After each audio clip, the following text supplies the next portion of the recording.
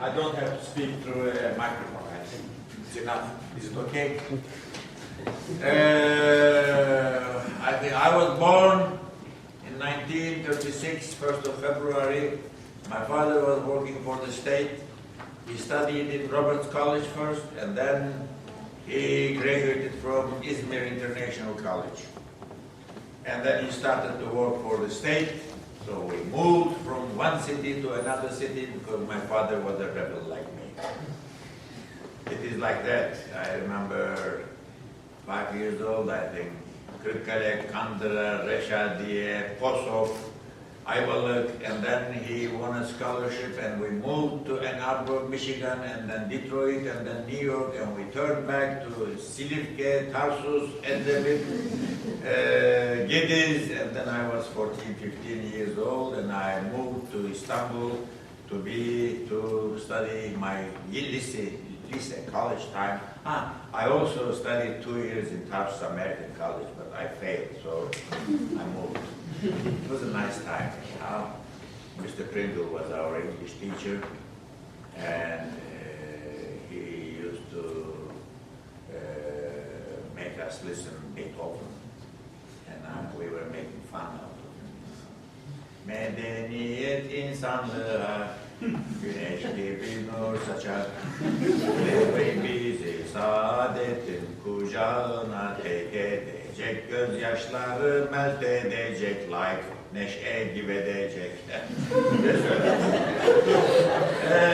Sonunda Haydarpaşa Lisesi, Anadolu Lisesi, I was not a good student, I can tell you, but I was writing all love letters of my friends. They were coming to me and say, come on, Tuncel, please write a letter for my girl. I love her, so I was writing always the same letters.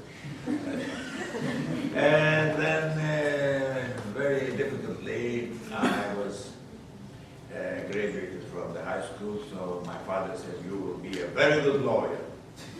And he put me to the law faculty in Istanbul University.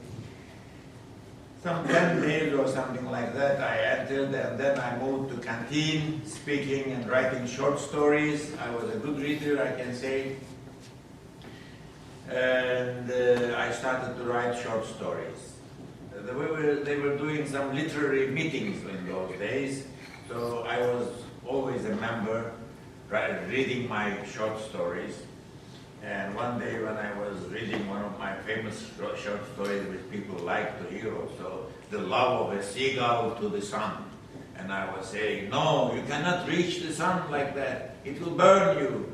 And then at the end of my recitation, a young boy came and said, I am a member, chief of the theater, Federation Theater, amateur theater, and we want you to play Mr. Captain Bartlett of Union Navy. I said, okay. But then the director didn't come, and then, but meanwhile, I had a book of short stories of Yale Drama School. I said, come on, let's forget Eugene O'Neill's book, you know, it's a very hard thing. I translated a short story, a short play of Henry Zeiger, I remember even, 5 days. So I directed the play, and I played the main part also in a literary meeting, and it was quite a success. My friends said it was great. And then Istanbul University Student Theater, and then one day they came and they said, they invited me to a professional theater, Dorman Theater, to play a part in Mr. Roberts, a very short part. I remember after 6 years, a famous actor came to me, and I was acting in a play of Carl Whittinger. He said, Tuncel, you know, 6 years ago, when I saw you first time, I said to your director, where did you get this man? He can never be an actor, but now I think you are the best actor of the year. Anyhow, and then from the law faculty, I entered to English literature. It was difficult, Chaucer and grammar. And of course, I moved to philosophy. I started to enter philosophical debates, and then to art, and then I found myself an actor. I couldn't graduate from any school, any university. And I was a socialist, of course. Yılmaz Güney was a good friend of mine. He was put in jail in 1960 because of writing a short story of three, and it's also a short story. Okay, he went to jail and he came out with a novel. And then he said, come on, let's work on cinema. I already made one film in 1965. I was quite a well-known young actor then. What happened? I started making films also together with him. And he said, one day we are going to make good films. Okay, the problems of 1960, 1970, I was quite a well-known actor.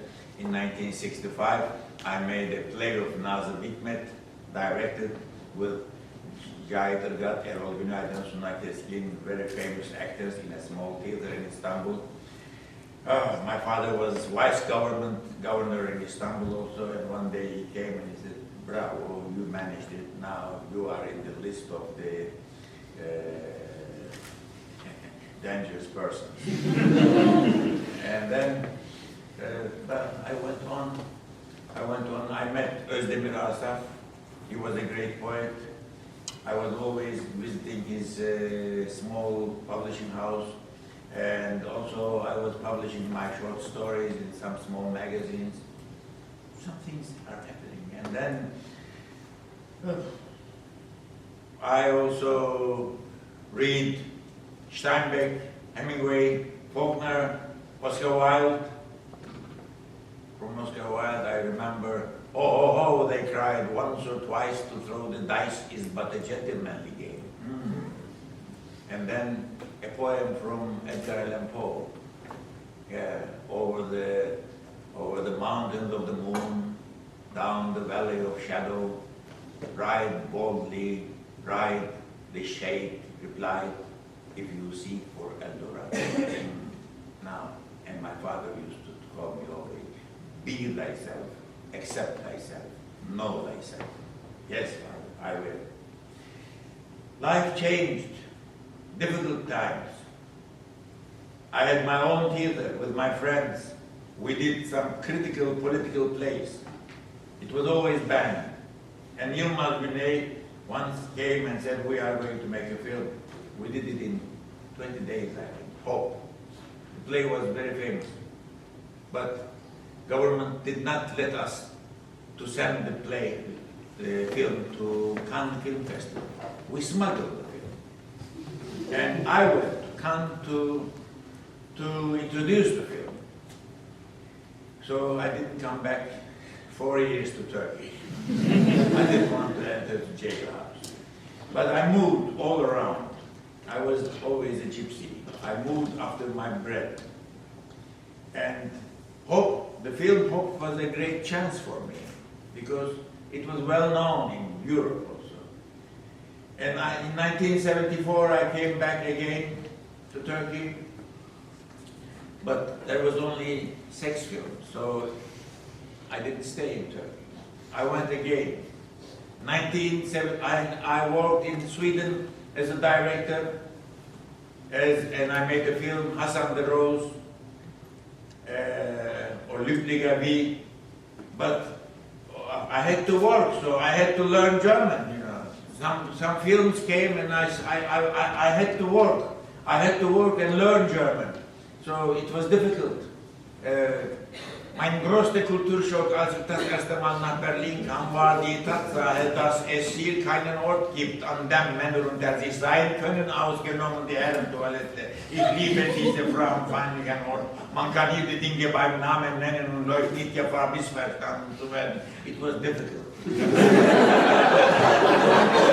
I had to work, as in Swedish also.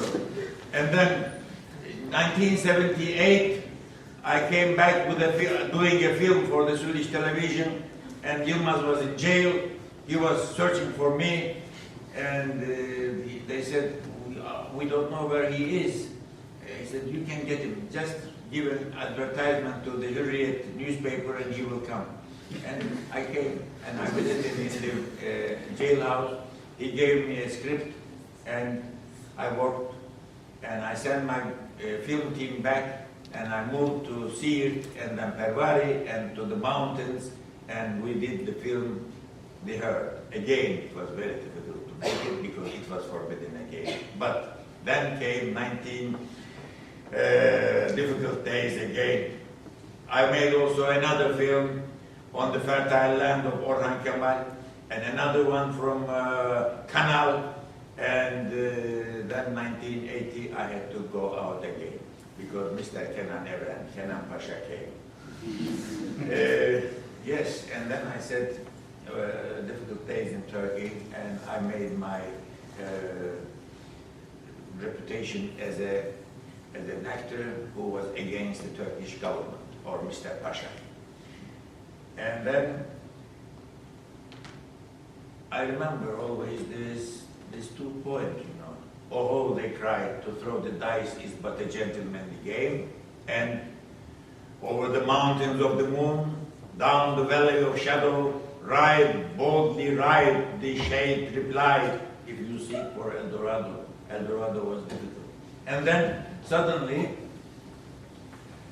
this film, The Herd, was invited to Israel.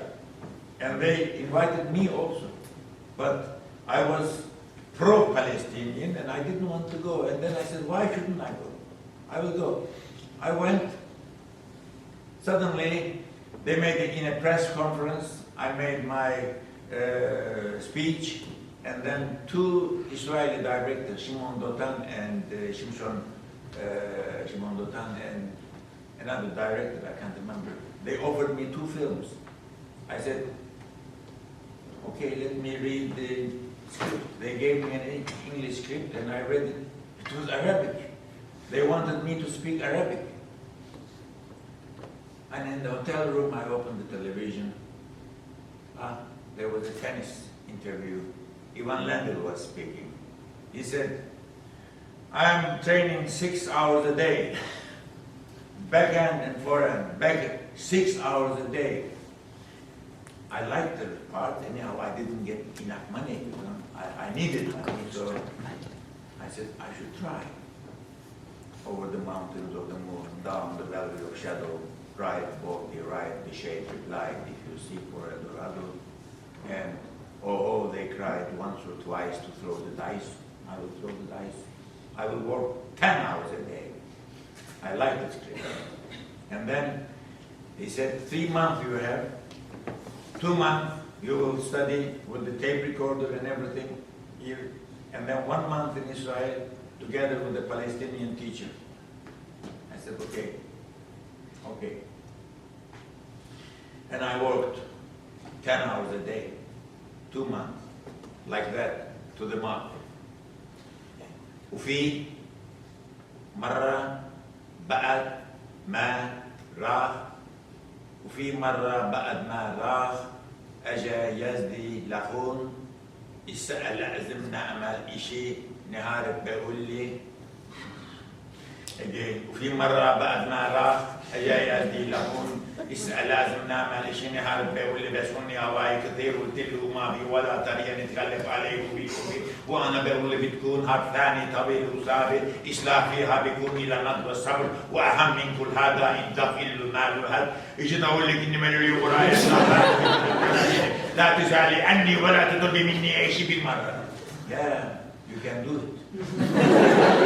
If you work 10 hours a day, you can do it. If you seek for El Dorado.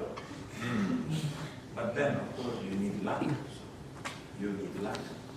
Because if I didn't make the film The Herd, Syria, and if it was not invited to Israel, and if I didn't go there, if Shimon Dotan didn't see me, and if he didn't like me, because then in 1986, I get the Best Actor Prize in Berlin with my Arabic acting. And Palestinian and Egyptian journalists came and and he started to speak with me Arabic. I said, I am sorry, I don't speak Arabic. Are you Muslim? No, I'm an atheist. So, again, it comes to luck. And then, I worked also in Hamburg Stadttheater, Arabic, German, Frankfurt City Theater, German, and also I worked in Schaubühne, and I met a fantastic actress, Miriam Goldschmidt. Miriam Goldschmidt was going to act in Peter Brook's Mahabharata, the famous play, 12-hour-long play in English. Meanwhile, my film, Arabic film, was invited to the New York Film Festival, and I was invited there. I had no money. I had only $100 in my pocket for the smoking, and I was in Waldorf Astoria in New York. Suddenly, I had a telephone call from my manager, my girlfriend also, from Berlin. Said, Peter Brook wants to speak to you. How? It was like that. In Paris, Peter Brook and Miriam Goldschmidt went to see this Turkish film, quite famous Turkish film, Sürgün.